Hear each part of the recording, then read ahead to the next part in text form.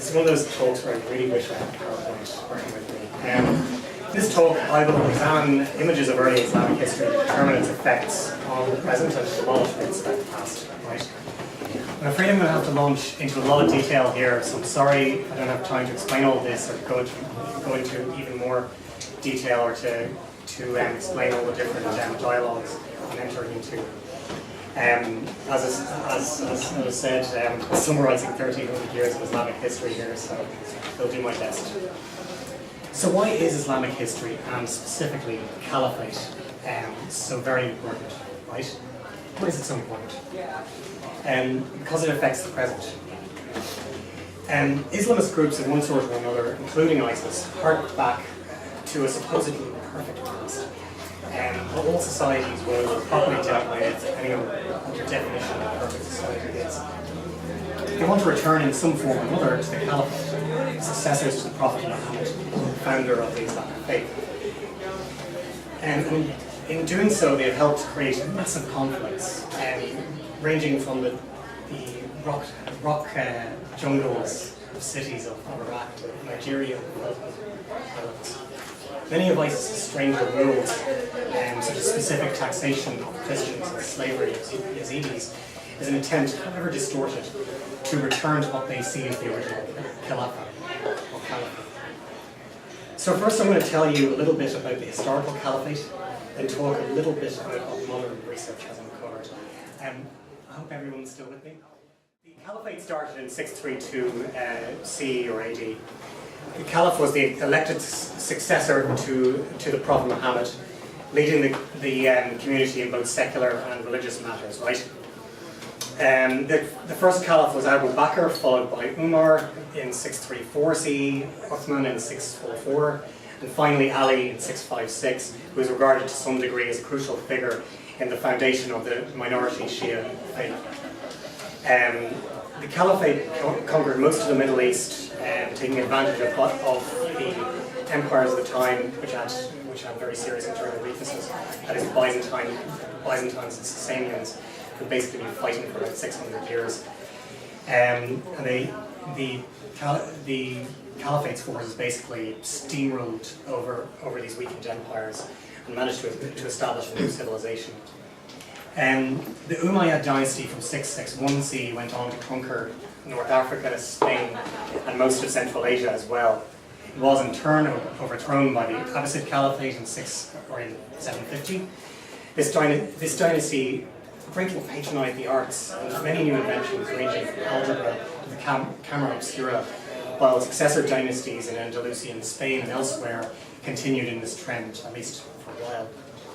However, the Caliphate became increasingly obsolete as the politics of the Muslim world changed around it, its leaders becoming figureheads for a blur of different competing dynasties.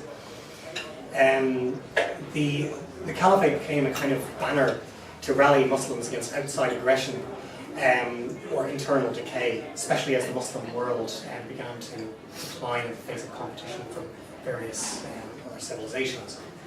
Eventually, the last Caliphate, which was officially the Ottoman Empire, was extinguished in 1924 as Kemal Ataturk turned this remnant into a secular modern state.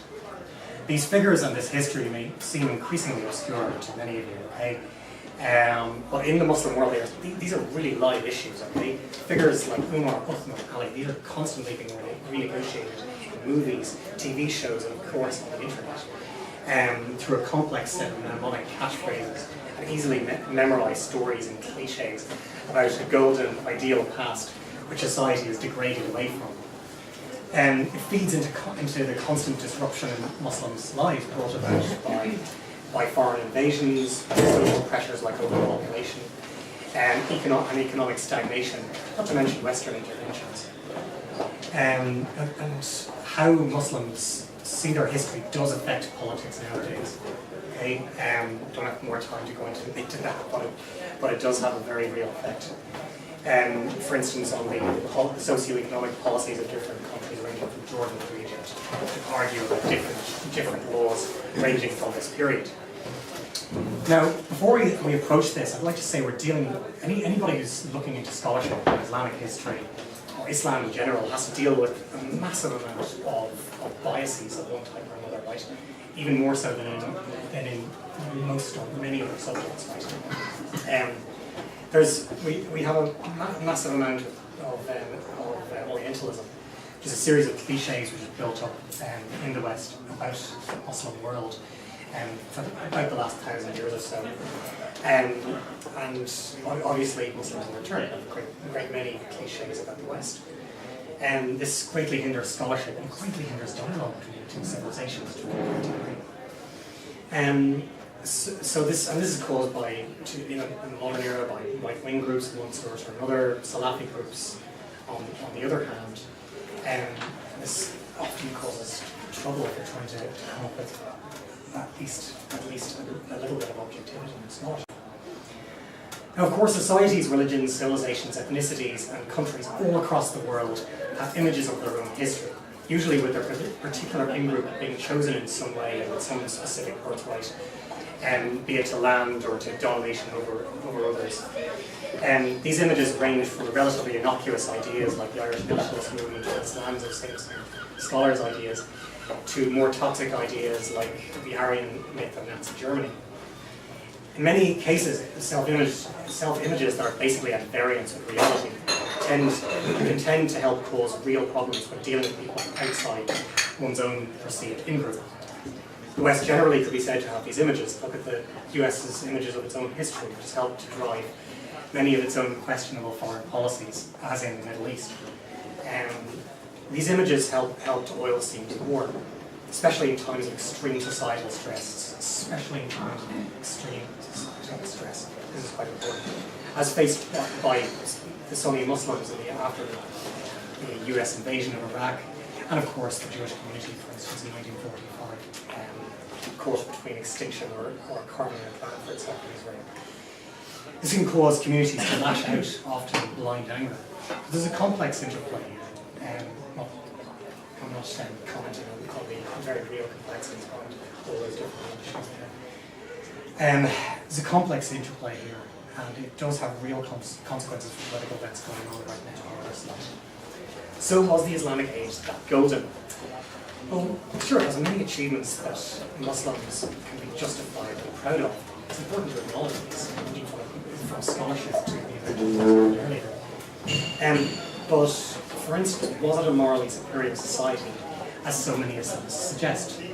Depending on how you define morality, even a brief glance at Islamic history can kind of tell you this is unlikely. According to most Islamic historians of this period, including the renowned Quranic interpreter and historian Muhammad ibn Jarir al-Tabari, 3 out of 4 of the first caliphs were murdered, at least 2 by other Muslims, and at least 2 civil wars were fought within the caliphate's first 50 years.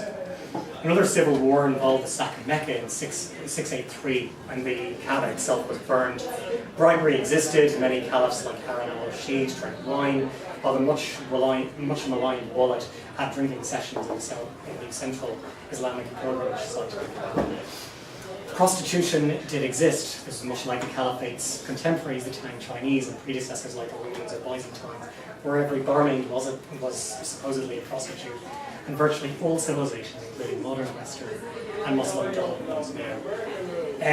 For instance, Tabari and more offhandedly the scholar Baladuri note that a major sex scandal rocked Basra when the local governor was caught with one of the women who sold her services to himself and other governors at the time.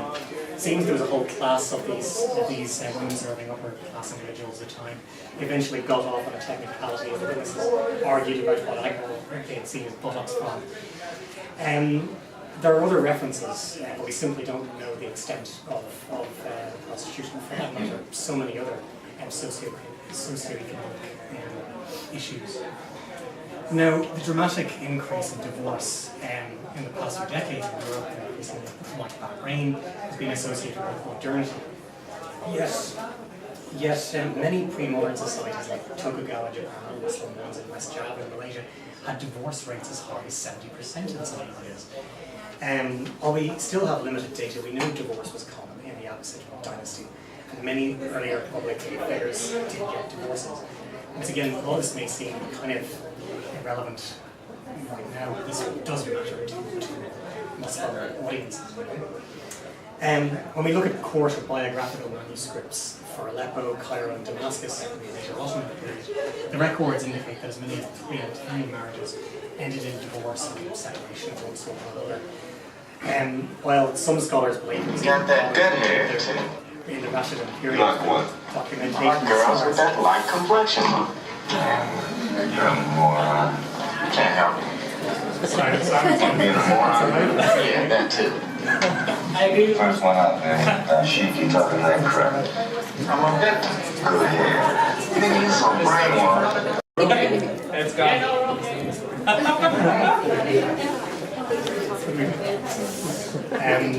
Yeah, so follow that. So anyway, according to what evidence we have, husbands didn't get on any better with the wife back then than they do now. Overall treatment of minority groups was probably good for its time and certainly far superior to Western Europe and even to China. Though we must understand that by the standards of 21st century Western Europe, treatment of minorities would be regarded as very poor, with occasional pogroms as in Cordoba in 1011 and Granada in 1066, arbitrary taxation, various social limitations, and the convivencia vaunted by modern Islamist groups is not in any way constant. The rest of society and its expectations have basically moved on since then.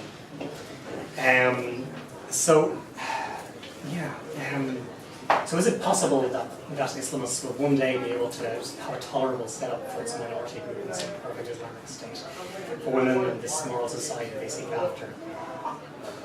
It's possible, but is it ultimately likely that Islamist groups can deliver on this anytime soon, based on everything we've seen so far? Based on their actual ability to govern, based on their education, their socioeconomic backgrounds, the fact that many of them have been traumatized by oppression or persecution of their own, which after all is the main reason many of them do this. This has to be questioned critically. And it's important to approach this with a sense of proportion while being balanced and informed, especially about Western history as well, and its very real effects on the Muslim world. And it's not very easy looking at ourselves and looking at our own self-image as well. But the idea of the caliphate is the search for the perfect society I think we all want. But the harsh society, or the harsh reality, is that in the modern world, most attempts to resurrect any semblance of historical caliphate, usually of course, have ended in chaos and failure. Like the Nigerian Sokoto Caliphate, which was defeated by the British in 1903, the Sudanese Mahdiya Caliphate collapsed in 1898, the oft-cited Ottoman Caliphate failing in 1924, the Sharifian Caliphate of Hussein bin Ali, King of the Hijaz in 1924, and of course ISIS right now. As with all other nationalisms, the very idea of simply transmogrifying a pre-modern civilization onto a modern society, it's foolish in the extreme. It's said that the past is a foreign country, and do things differently there. People in the past were alien, with fundamentally different social, economic, and political background, completely different outlook on life. Most people were peasants tilling the land, with only a relatively small percentage of scholars or kings, which is the image which nevertheless survives to this day. And as the saying goes, you can't go home again.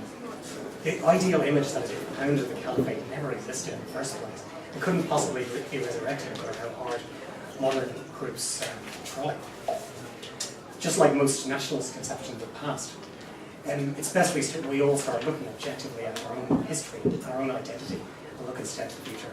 Thanks. The National Institute of Cyber Biotech in DCU. He's going to tell us about biopharma. My question. So, hello everyone, I'm Prashant from ICT DCU. So, I just want to have an idea how many biologists do we have in the audience. So, I will totally ignore your questions. Thanks. So, what I'm doing is, I'm doing proteomics of the cells. So, when you look at the central dogma of how a life structure works, it's the DNA to RNA to protein. So, when we got to know about DNA, we got all excited and we started the genome sequencing that we need to know what's written in DNA. So we did the genome project. And we hoped to find every answer into that, but we didn't. Because DNA is an information repository. I'll tell somebody that's below me in a hierarchy to do something. The information is stored in a code. That's it, that's DNA. But how the person is executing the job, it's very much depending on the person himself. And the personality and the activity of person. And that's active people is for proteins in the living system. So I'm looking at how the proteins are functioning. And one way that they are functioning is, so presence of a protein is a different story than the activity of the protein. So how do we know the protein is present and it's active, or it's not active? So it's done by, so activity of a protein is dependent on the post-translational modification that is on the protein. So I say post-translational, sorry for the term here, it's thus that the modification that are done on a protein when it's synthesized, after it's synthesized. So they are totally activity related. So one of the frequent post-translational modifications is phosphorylation. It's literally that a phosphate or a phosphate group is attached to a protein, to a specific residue. So protein is made of polypeptides, and polypeptides, like DNA, like alphabets, it's just a sentence of peptides, amino acids, sorry. So there are 3 amino acids, serine, threonine, and tyrosine, which are susceptible to phosphorylation. So just to give an example how a protein is working, so there is a mechanism of lock and key. So if I am a protein and I have to attach to another protein to make it active or reactive, I have to have some kind of a pattern that I tell him that, okay, I am your binding partner and then you bind to me. But I cannot just bind every time, because that would create chaos in the system. The system cannot run at full potential every time, so it has to have a stop. And that stop is presented by the phosphorylation. So for example, phosphorylation, so if we imagine protein as a globular entity of peptides sticking together with the 3-dimensional structure, a phosphate moiety attached to a specific place would change the physical conformation of that space around the protein. So now the structure has changed. I had a structure A now, a phosphate has been attached to me, I have a structure B, which is compatible to the protein here. And now I have another site where the phosphorylation is attached, and now I have a structure C which is compatible to another protein. So it's very much dependent on where the phosphorylation is on a particular protein. Either it's deactivates or activates, that's another story. So yeah, DNA to RNA to protein. So typically when you study proteomics, you break open the cells and you literally just get a pool of proteins in your hand and you do mass spectrometric analysis. You degrade, you chop them out and you do a mass spectrometric analysis. But the phosphorylation is a reversible event. It goes and it comes. It's highly regulated. It's synchronized. So it's not a clear picture. So if you imagine it, like you are looking at a cloud of fireflies and they are flickering every time. They are going on and off in a pattern, but they are trying to send you a signal. So how hard it is to read that signal, because a lot of things are going on. And what I do is I get these fireflies like the proteins, which are phosphorylated by chromatographic techniques. And then I do mass spec analysis on them. And in the end I get a list of proteins. But here is the tricky part. I do not do the phospho analysis on the proteins because it's not possible. It's not physically possible to analyze so many proteins from a sample in a mass spec. So I chop the proteins down into individual peptides of 15 amino acid long. And then they are read by the mass spectrometer. And which then I linked back to the proteins, which is a difficult task to do. And so once I have identified, for example, a very basic question would be, I have a cancer tissue and I have a normal tissue. And I did my phosphoproteomic analysis, I did my proteomic enrichment on them, and in the end I have a list of proteins that are highly phosphorylated in a cancerous tissue than a non-cancerous tissue. Then I need to make a biological sense of it. Just mere presence of phosphorylation does not tell that these proteins are more active in it. Then I have to read at what site the phosphorylation is. Is it at amino acid 4566, which is which lies in the hydrophobic region of the protein, or is it in the 334, which lies in whatever region, or it does not even matter. 70% of phosphorylation is constituted, it does not even matter. It does not have any functional role. So it's kind of a going from DNA to RNA to proteins to being more specific to being more specific. So I'm at the stage that where I have, so as my achievement so far, I'm in second year of my PhD here. So previously when we did these experiments, so we used to identify like around hundreds of phosphoproteins. So what we kept this new kind of a workflow to enrich phosphoproteins, and now we are able to do 1,000. But I think it was a bad idea for me to do, because I have to now analyze 1,000 of proteins instead of hundreds. So I want to use this platform also as to reach out to you guys if anybody has any knowledge in our statistical program. Anybody please? Because I'm literally banging my head on the table from a week already, and I'm able to plot a line graph so far, but it's not enough. So if anybody has knowledge in that, please help me. So yeah, so as Peter said, I'm working in biopharmaceutical cells. I gave an example of cancer because cancer, it's interesting. So what I'm doing is, there are Chinese hamster ovary cells which are used to produce biopharmaceutical products. But we need to, as any industry, we need to increase the output of those proteins. So we have to make super producers. We have to eliminate the bottleneck that are present in those cells. Like they cannot grow that high density, or they die early, apoptosis, they degrade the proteins. So we need to improve those cells. One way is looking to improve those cells is to look in the biology of understanding how these cells are actually behaving in a bioreactor. So I'm taking the cells from bioreactor and I'm doing my phosphoproteinic analysis on them, and I would see how the signaling patterns on the cell in an ideal world are working. So basically it's a cloud of fireflies, and I'm taking photos at a particular time. I'm taking snapshots, and I'm overlaying all the snapshots, and I see which firefly is blinking at what time, and trying to make a sense of it. Not successful so far. Any questions? That's good. From the biologist? No. Sorry, so what you're doing proteomics on things in bioreactors, comparing them to what they'd be like normally in culture or something? So or? this is something that if I have to study a pond, I cannot just look at the pond. Yeah. I have to create some disturbance in it. So what I do is, in industry industry just focuses on improving the productivity. And somebody was trying to do cultures at different times, and they said at 31 degrees Celsius, instead of 37, which is a normal body temperature of the mammal, the cells are producing more protein. So a very normal idea, or a proof of concept study for me would be to differentiate how the phosphorylation of these cells work at 31 then to 30. What pathways are activated at 31 then to 37.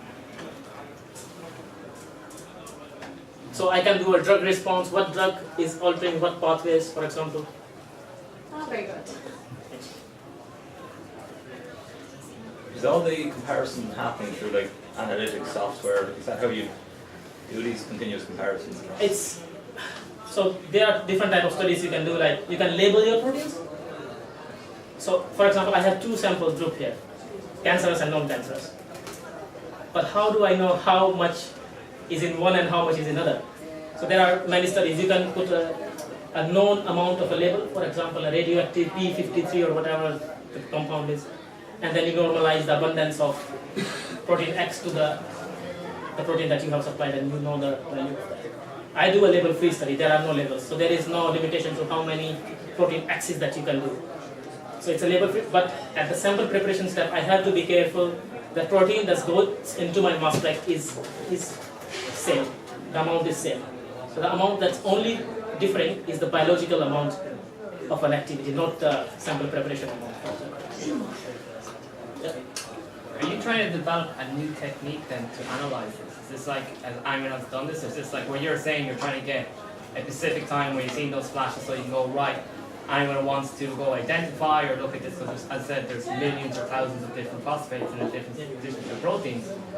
So, and you said you got thousands of different samples, like, so that's too much information to actually really use. So are you just trying to identify a technique that other people then can take forward?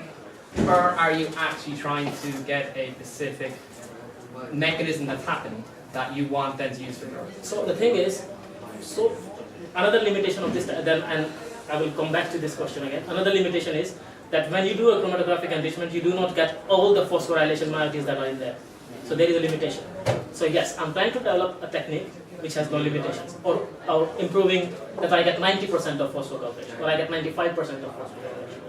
Apart from that, for a biological sense and for the sake of my PhD, I just want to identify some key, as you say them as biomarkers, some key proteins or phosphoproteins which I can target by siRNA knockdown or cDNA overexpression to improve the productivity of the cells, which are essential for the product formation, for the sake of PhD. But for the longer term, yes, it's yeah, like to improve the techniques that's already there. Sorry, just out of curiosity, are you working for a specific pharmaceutical company, or is yours academic still? It's just academic. It's still academic. So you will soon be bought over by pharmaceuticals. No, the reason is, please don't hate me. Because just I said pharmaceutical, I'm on your side. The reason is, if I make a cell, or we are like actually a group of 15 people from all around the places, if we make a technique or a cell that is able to produce more protein in the same amount of resources, you're going to get cheap medicine. Sure. You're going to get more profit. Any more questions? Just out of interest, what method of ionization do you use in mass spec? It's a ESI. ESI? Yeah, Okay. ESI. Yeah, nano ESI to use. Do you do a lot of mass spec as well? Yeah, we just base mass spec, yeah. Okay. Yeah. No. Is it just phosphorylation states you look at? Just phosphorylation. It's too much to look at otherwise.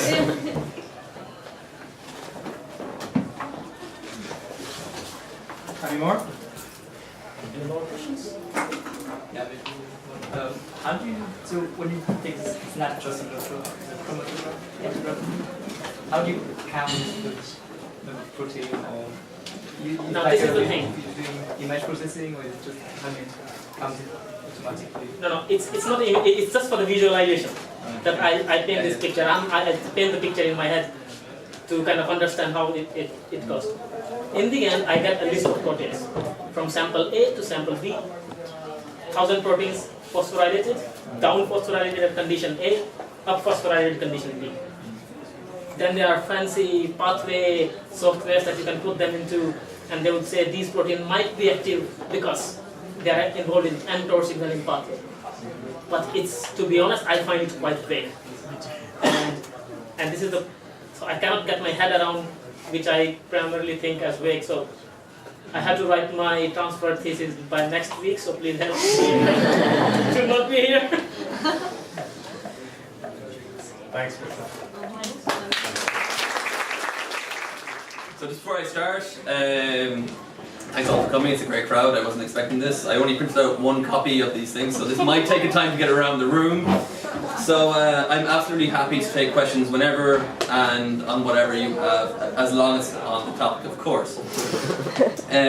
So as Peter just said earlier on, I do settlement patterns in Ireland, specifically in the Diocese of Tuam. If you don't know where that is, this is the map. And there is in Ireland, it's the parts of Mayo and Galway, also parts of Roscommon. It's on the periphery of even now, but also in the medieval times, it is the least known about province of Ireland. But this is why I kind of chose to do the topic. So I'm going to pass that around. So if you have any questions, just pass it around. So when most people think of the medieval times, this is a scene from the Vikings. Maybe most people think of Lord of the Rings or Game of Thrones, and I think of the Vikings, and as they often get things right and they often get things wrong. The reason why I chose this is a Christian monk who was taken by the Vikings from Lindisfarne back to Scandinavia. And in that time he kind of has I was going to say apotheosis, but that's not the right word. He kind of has a struggle within himself between the Christian religion that he's used to and the pagan religion that he has come into.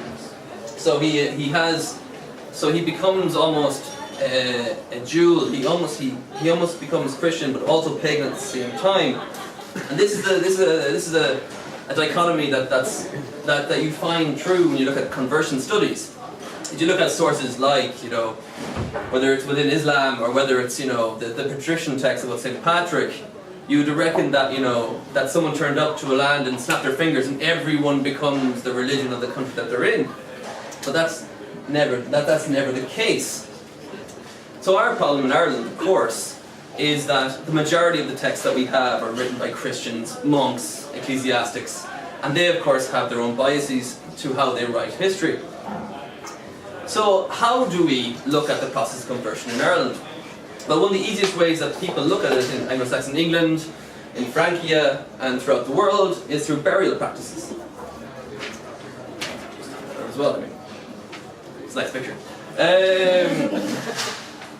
But our main problem is that Irish burial practices change about 200 years even before the coming of Christianity to Ireland.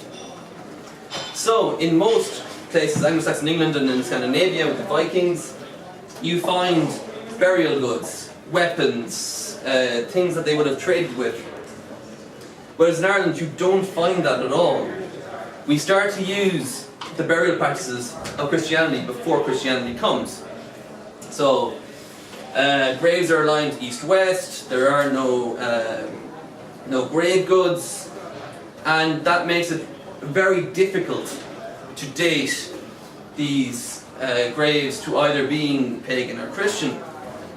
And in the patrician text, so the text about St. Patrick, those texts that many of you would have done in primary school and have long since forgotten, he deals, the two main patrician text authors, Chirekon and Muraku, both deal with it in very different ways. Muraku, who tends to be the one that's focused on for primary school and stories, is the one who's much more of a zealot. He talks of how Patrick basically comes in and basically almost eviscerates the pagan way of burial entirely. Chirekon himself is much more on the fence. He understands that it's not so much about taking out the practices as Christianizing them. And as we can see that from last Sunday, which is Greek Sunday, where everyone goes up for Patrick, which has nothing to do with St. Patrick, because St. Patrick's Day is, of course, the 17th of March, but it has to do with the pre-Christian idea of Lunasa, to do with the harvest. So it has to do with the god Lu. So that in itself is a way that we've Christianized a pre-Christian thing. And this here is just a quote about something that Chirekon said. So, how then do we do it? And I saw that one of the people who had pulled out was doing something on psychology, so I decided to put this in. The way that some people have now begun to do it is using cognitive analysis. And they've begun to do the archaeology of the near-death experience. So, what they've done is they've looked at this database called NDERF, and I would recommend everyone to go on because there are some very interesting stories and things of near-death experiences. And what they found was that those who weren't, that were either atheists or didn't know if there was a God, tended to find that their kind of near-death experiences tended to be along rivers or on high places or along roadways. Now, whatever the actual reason for that is, it's up for debate. But if you look at Roman or Greek or other places, other pagan places, a lot of their grave sites and burial sites tend to be along these kind of places. And I apologise for I don't know why I hand these out, but okay. So these are terrible, terrible photos, and I apologise for the quality. But the one on the left is a Roman mausoleum from on the Via Appia going to Rome. So one of the main routeways going into the Roman city. And on the right is the River Styx, the Greek So this imagery is not only found in these by modern people, but it's also the representation that we have from ancient times.